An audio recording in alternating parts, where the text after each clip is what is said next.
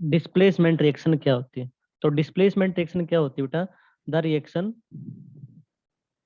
In which more active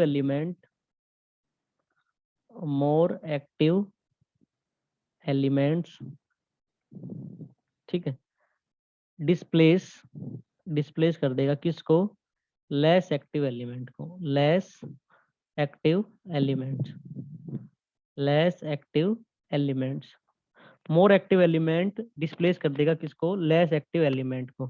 from कहाँ से? Their salt solution से। From their salt solution from their salt solution. अच्छा, कैसे example से समझते हैं। नंबर एक एग्जाम्पल जैसे कि देखिए, कॉपर सल्फेट CuSO4। CuSO4 ये क्या बेटा? कॉपर सल्फेट क्या है? साल्ट है, ठीक है। और किसके साथ रिएक्ट कर रहा है? आयरन के साथ। आयरन मेटल है, वो क्या है? सॉलिड में। तो आयरन मोर रिएक्टिव है किससे? कॉपर से। तो आयरन क्या करेगा? कॉपर को डिस्प्लेस कर देगा यहाँ से, और खुद किसकी जगह आ जाएगा? कॉपर की जगह आ जाएगा। तो डेफिनेशन ने क्या कहा कि द रिएक्शन, ऐसी रिएक्शन तो जिसके अंदर मोर एक्टिव यहाँ कौन है? आयरन, ठीक है। वो डिस्प्लेस कर दिया किसको? Less active. कहाँ से? From their salt solution. तो कॉपर सल्फेट क्या है? एक साल्ट है। तो कॉपर सल्फेट में एलिमेंट कौन सा है? कॉपर, ठीक है। तो आयरन क्या है? मोर, कॉपर क्या है? लेस। तो आयरन यहाँ क्या करेगा? इस लेस वाले को क्या कर देगा? डिस्प्लेस।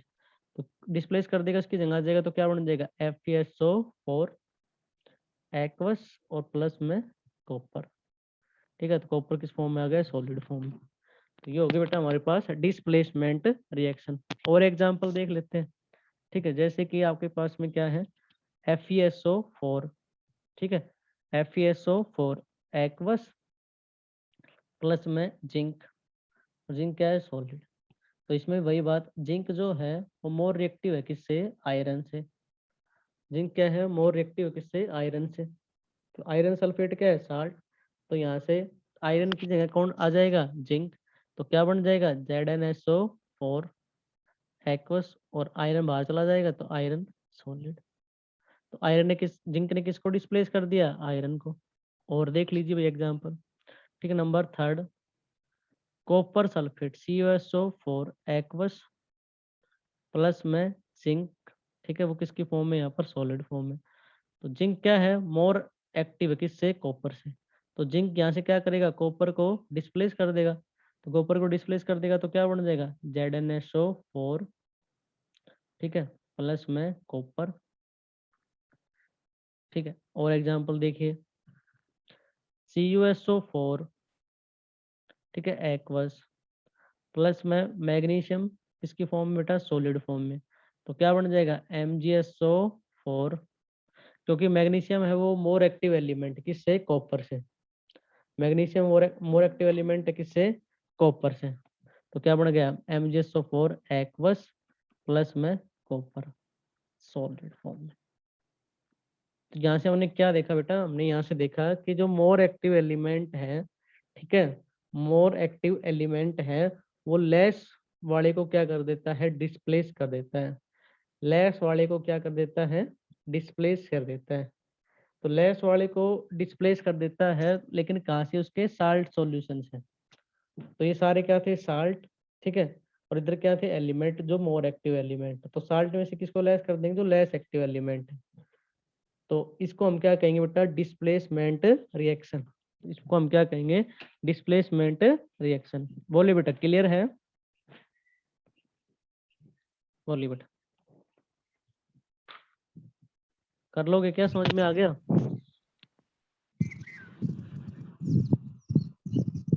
यस और नो में आंसर दो बेटा, बोलिए। Yes sir. ठीक है बेटा।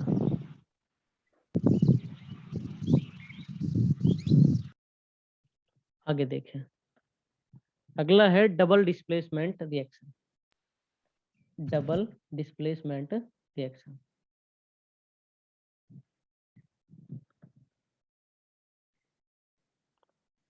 Double displacement reaction.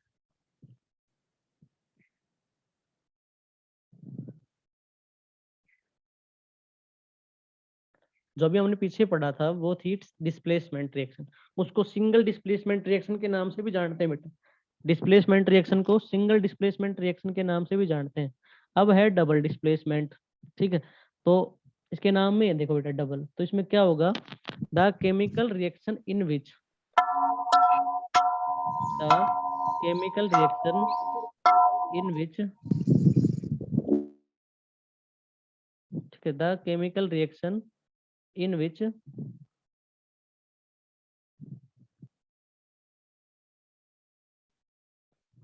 ठीक है, द केमिकल रिएक्शन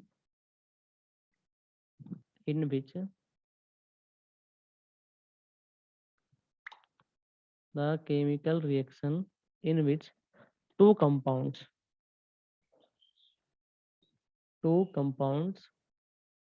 इसमें दो कंपाउंड रहेंगे बेटा, रिएक्ट बाय, और उन दोनों कंपाउंड के बीच में एक्सचेंज होगा, किसका, आयन का एक्सचेंज होगा, एक्सचेंज ऑफ आयंस, आयंस का एक्सचेंज होगा, एंड फॉर्म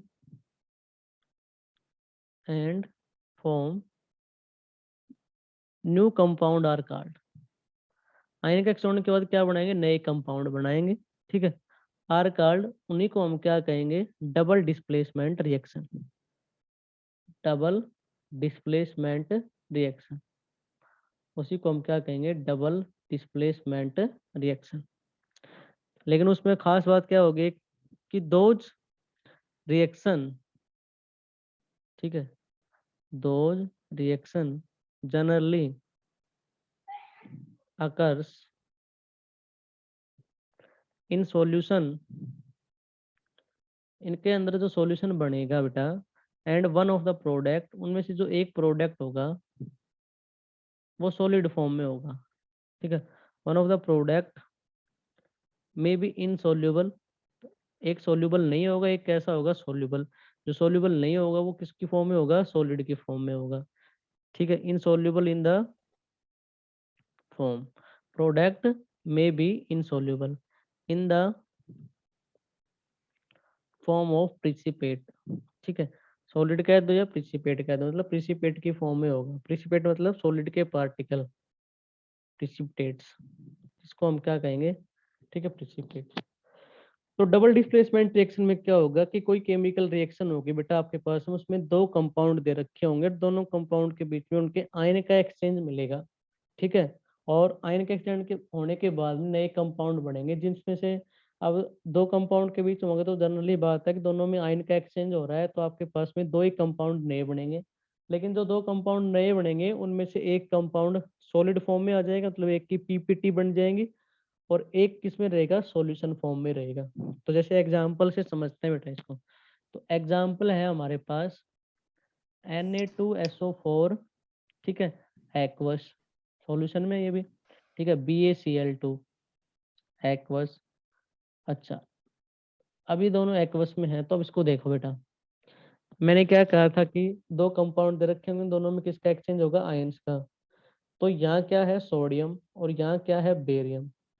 तो आयन का एक्सचेंज मतलब बेरियम तो इसकी जगह आ जाएगा, ठीक है, और सोडियम इसकी जगह आ जाएगा, तो दोनों में क्या हो जाएगा, आयन का एक्सचेंज हो जाएगा। तो ये इसकी जगह आएगा तो क्या बन जाएगा, BaSO4। ठीक है, BaSO4 जो कि आपके पास में ये सॉलिड फॉर्म में बनेगा। ठीक है, तो जिसको नीचे की तरफ डायरेक्शन दिखा दिए, जिसमें नीचे की तरफ डायरेक्शन होती है मतलब वो सॉलिड प्रोडक्ट होता है आपके पास में। प्लस अब ये जो सोडियम ये कहाँ जाएगा, यहाँ पे आ जाएगा, तो ये क्या बन जाएगा बेटा, NaCl। बैलेंस करेंगे तो यहाँ कितने से मल्टीप्लाई कर दूंगा, 2 से, इक्वेशन क्या हो जाएगी, बैलेंस। ठीक है, तो यहाँ इसमें क्या होगा कि दो कंपाउंड जिनमें आयन का एक्सचेंज हो गया। तो देखिए Na2SO4 था, BaCl2 था, तो BaCl2 में Ba की जगह कौन आ गया, Na आ गया, और Na2SO4 में Na की जगह कौन आ गया, B आ गया। तो दोनों में क्या हो गया, आयन का एक्सचेंज हो गया। ठीक है, और नए कंपाउंड बन गए जिसमें से एक सॉलिड का है और दूसरा कैसा है, सॉल्यूशन फॉर्म में। तो ये NaCl ये क्या है, एक्वस फॉर्म में, और BaSO4 क्या है, सॉलिड फॉर्म में। अच्छा, और दूसरा एग्जांपल देख लो बेटा, H2SO4, ठीक है, प्लस में BaCl2, तो H2SO4 एसिड है वो भी एक्वस फॉर्म में है, ठीक है। और किसके साथ रिएक्शन है, BaCl2 के साथ में रिएक्शन है, और ये भी किसमें होगी, एक्वस में। लेकिन आयन का होने के बाद में चेंज हो जाएगी। तो अब की बार भी क्या होगा, ठीक है, H2 हाइड्रोजन और बेरिलियम के साथ एक्सचेंज होगा। H2SO4 में H2 की जगह कौन आ जाएगा, बेरियम, और BaCl2 में बेरियम की जगह कौन आ जाएगा, H, मतलब हाइड्रोजन। तो एक्सचेंज करते हैं तो एक प्रोडक्ट तो क्या बन जाएगा, BaSO4, और BaSO4 तो किसकी फॉर्म में होगा, सॉलिड फॉर्म में बनेगा, ठीक है। प्लस अब H2SO4 में आ जाओ, इसकी जगह क्या आ जाएगा, आपके BaCl2 में आ जाओ, इसकी जगह क्या आ जाएगा, HCl, ठीक है। तो HCl, लेकिन हाइड्रोजन कितने थे, दो, तो बैलेंस कर दो कितने से, 2 से, 2HCl एक्वस, ठीक है। और देखिए बेटा एक एग्जांपल और देख लियो, और क्लियरिटी आ जाएगी। AgNO3, ठीक है, एक्वस प्लस NaCl एक्वस। अच्छा, अब यहाँ से आयन का एक्सचेंज करो, Ag की और Na, ठीक है। Na की जगह तो Ag आ जाएगा, और Ag की जगह क्या आ जाएगा, Na आ जाएगा। तो एक्सचेंज किया तो क्या बन जाएगा, एक तो बनेगा AgCl। AgCl होता है वो सॉलिड प्रोडक्ट होता है, ठीक है बेटा। और दूसरा क्या बनेगा, NaNO3। तो ए वो कैसा रहेगा सॉल्यूशन फॉर्म में, तो वो किस में आ जाएगा, एक्वस फॉर्म में। तो डबल डिस्प्लेसमेंट रिएक्शन कुछ भी नहीं है, सिंपल है कि दो कंपाउंड है आपके पास में, ठीक है। दोनों कंपाउंड में एक्सचेंज हो रहा है, किसका, आयंस का एक्सचेंज हो रहा है, और उनमें से होने के बाद में एक प्रोडक्ट है वो सॉलिड का बन रहा है, और दूसरा सॉल्यूशन का बन रहा है। उसी को हम क्या कहते हैं बेटा, डबल डिस्प्लेसमेंट रिएक्शन कहते हैं। इसी को हम क्या कहते हैं, डबल डिस्प्लेसमेंट रिएक्शन कहते हैं। बोलिए क्लियर है, बोलिए बेटा, यस और नो में आंसर तो जल्दी। ठीक है, ठीक है। नेक्स्ट है आपके पास में प्रिसिपिटेशन रिएक्शन, ठीक है, प्रिसिपिटेशन रिएक्शन।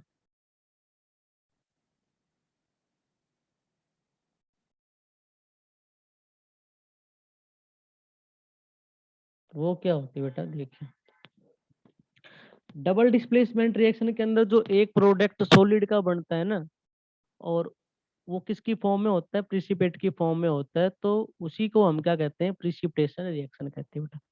उसी को हम क्या कहते हैं, प्रिसिपिटेशन रिएक्शन कहते हैं। अच्छा, तो क्या है देखिए, कहता है कि द डबल डिस्प्लेसमेंट रिएक्शन, हाँ, डबल डिस्प्लेसमेंट रिएक्शन, ठीक है, in which the one of the product, in which one of the product form is solid. Double displacement reaction में हमने क्या पढ़ा था कि उसमें से एक प्रोडक्ट है वो किसका बनता है, सॉलिड का बनता है, is the form of precipitate, और वो किसकी फॉर्म में होता है, सॉलिड में प्रिसिपिटेट की फॉर्म में होता है, प्रिसिपिटेट, ठीक है। और उसी को हम क्या कहते हैं, उसी रिएक्शन को, उसी प्रिसिपिटेट को क्या कहेंगे, इसका आर कार्ड प्रिसिपिटेशन रिएक्शन। उसी को हम क्या कहेंगे, प्रिसिपिटेशन रिएक्शन। जैसे कि हमने पढ़ा था एग्जाम्पल में, डबल डिस्प्लेसमेंट में क्या था एग्जाम्पल, Na2SO4 एक्वस प्लस में BaCl2 एक्वस, ठीक है। तो क्या बन गया था बेटा हमारे पास, 2NaCl एक्वस और प्लस में BaSO4 सॉलिड। एग्जाम्पल प्रिसिपिटेशन और डबल डिस्प्लेसमेंट रिएक्शन के क्या है, सेम। तो यहाँ जो आपके पास में BaSO4 सॉलिड फॉर्म में बना था, इसको हम क्या कहते हैं, प्रिसिपिटेट की फॉर्म में है। तो कुछ भी नहीं है कि डबल डिस्प्लेसमेंट रिएक्शन ही है, तो उसमें जो एक प्रोडक्ट सॉलिड का बनता है वो प्रिसिपिटेट के फॉर्म में होता है, उसी को हम क्या कहते हैं, प्रिसिपिटेशन रिएक्शन कहते हैं। तो एग्जाम्पल भी वही लिखने हैं जो किसके हैं आपके पास में, डबल डिस्प्लेसमेंट वाले। तो एक और लिख देता हूँ, जैसे H2SO4 वाला पढ़ा था आपने, ठीक है, और उसकी रिएक्शन भी किसके साथ करवाई थी, BaCl2 के साथ में करवाई थी। तो आपके पास में क्या बना था बेटा, 2HCl एक्वस प्लस में BaSO4, वो भी किसमें बना था, सॉलिड फॉर्म। बोलिए बेटा, कर लोगे, क्लियर है?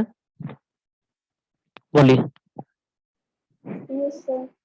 ठीक है, नेक्स्ट बेटा, न्यूट्रलाइजेशन रिएक्शन। न्यूट्रलाइजेशन रिएक्शन, देखो न्यूट्रलाइजेशन मतलब न्यूट्रल। अच्छा, न्यूट्रल कैसे होगी, देखिए the reaction of acid and base, of acid and base to form salt and water. कहता है कि एसिड और बेस जब आपस में रिएक्शन करेंगे, आपस में रिएक्ट करेंगे, तो वो जो बनाएंगे, उनकी जो फॉर्मेशन होगी वो बनाएंगे साल्ट और वाटर।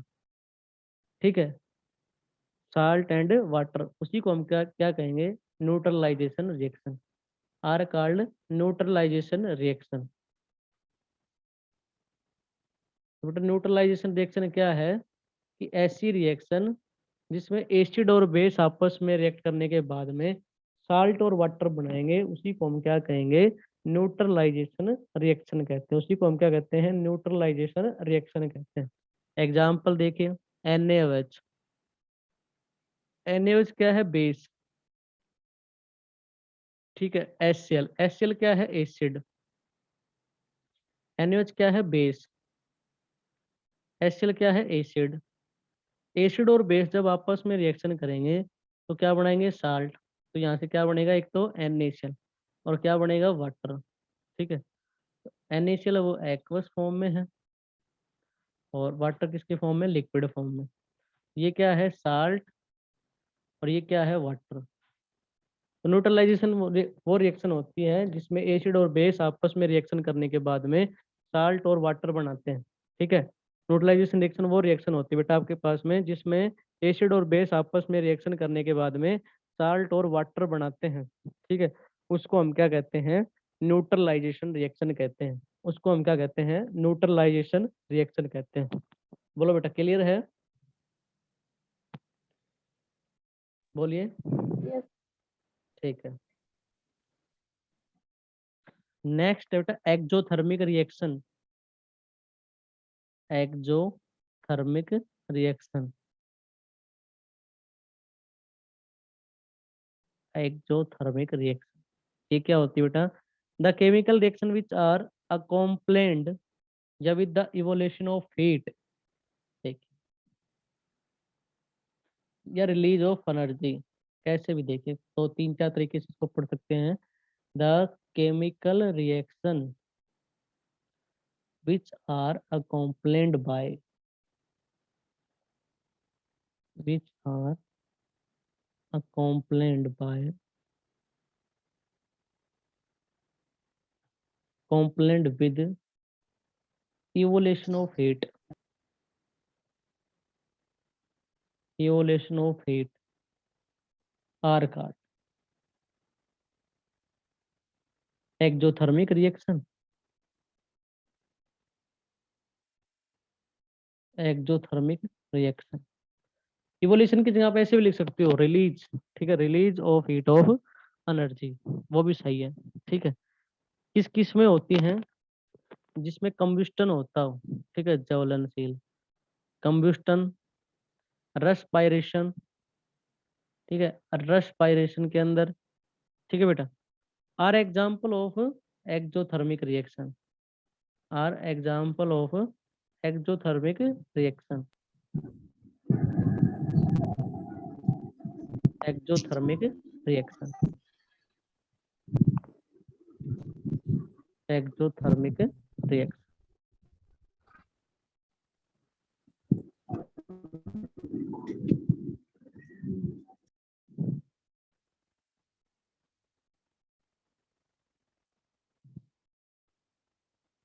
देखिए बेटा,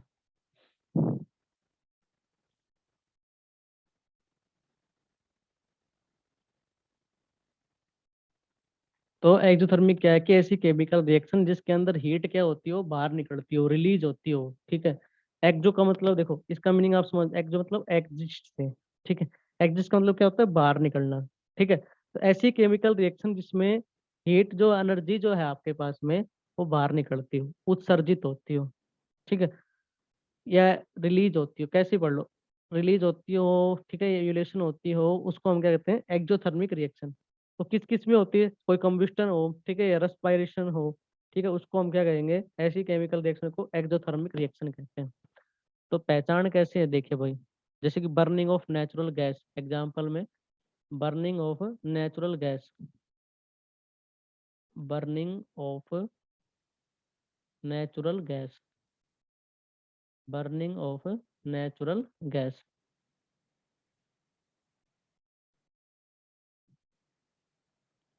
तो नेचुरल गैस क्या होती है बेटा, CH4। ठीक है, तो उसको जला दो, CH4 गैस है, नेचुरल गैस। जलाएंगे कैसे, ऑक्सीजन की प्रेजेंस में। ठीक है, तो क्या बनता है हमारे पास, CO2 गैस प्लस में 2H2O लिक्विड प्लस में हीट। अब पहचान मान लो कोई केमिकल रिएक्शन दे दी और साथ में राइट साइड में मतलब प्रोडक्ट साइड में प्लस का हीट लेकर रखा है, तो आप पहचान जाओ कि जिसमें रिएक्ट, ठीक है, प्रोडक्ट साइड में प्लस के साथ में हीट लिख रखा हो, इसका मतलब वो रिएक्शन कैसी है, एक्जोथर्मिक रिएक्शन है। वो रिएक्शन कैसी है, एक्जोथर्मिक रिएक्शन है। और एग्जांपल जैसे burning of carbon, burning of carbon, burning of carbon, burning of carbon मतलब कार्बन को जला दो। कार्बन क्या होता है, सी, कार्बन किसी नोट करते हैं, सी सॉलिड फॉर्म में है। ठीक है, जलाएंगे किसकी प्रेजेंस में, ऑक्सीजन की प्रेजेंस में। O2 क्या है, गैस। तो क्या बनेगा, CO2, CO2 क्या बनेगी, गैस प्लस में हीट। ठीक है, तो जब आपके पास में एक्सोथर्मिक रिएक्शन होती है, प्रोडक्ट साइड में प्लस की हीट के साथ आती है, और इसी रिएक्शन को मैं ऐसे लिखता हूँ तो भी ये कैसी है, ठीक है, एक्सोथर्मिक की रिएक्शन होगी। कार्बन सॉलिड फॉर्म में प्लस में O2 गैस, ठीक है, माइनस का हीट, और इधर क्या लिख दो, CO2 गैस। अगर इधर माइनस हीट लिखा है तो भी क्या है, एक्सोथर्मिक रिएक्शन है। इसका मतलब क्या है कि प्लस का हीट प्रोडक्ट साइड में तो भी एक्सोथर्मिक, और यदि माइनस में हीट रिएक्टेंट साइड में लिखा रखा है तो भी इसका मतलब समझ जाओ, अगर कोई केमिकल रिएक्शन दे रखी है उसमें ऐसा लिख रखा है तो इसका मतलब क्या है कि वो कैसी रिएक्शन है आपके पास में, एक्सोथर्मिक रिएक्शन है। वो कैसी रिएक्शन है बेटा आपके पास में, एक्सोथर्मिक रिएक्शन है। हाँ, अब अगली है एंडोथर्मिक, तो उसमें उल्टा हो जाएगा। ठीक है, तो उसको पढ़ेंगे अभी। तो ये तो मेरे को एक्सोथर्मिक रिएक्शन समझ में आ गई बेटा, क्लियर है, बोलिए यस और नो में यस आंसर। सर। ठीक, तो नेक्स्ट है बेटा एंडोथर्मिक रिएक्शन। एंडोथर्मिक रिएक्शन, जैसे हमने एक्सोथर्मिक में पढ़ा कि उसमें एनर्जी रिलीज होती है। ठीक है, तो इसमें उसका उल्टा होगा, इसमें एनर्जी क्या होगी, एब्जॉर्ब होगी, अवशोषित होगी। ठीक है, इसमें एनर्जी क्या होगी, एब्जॉर्ब होगी, उसमें रिलीज होती है, इसमें एब्जॉर्ब होगी। तो the chemical reaction, the chemical reaction which are accompanied with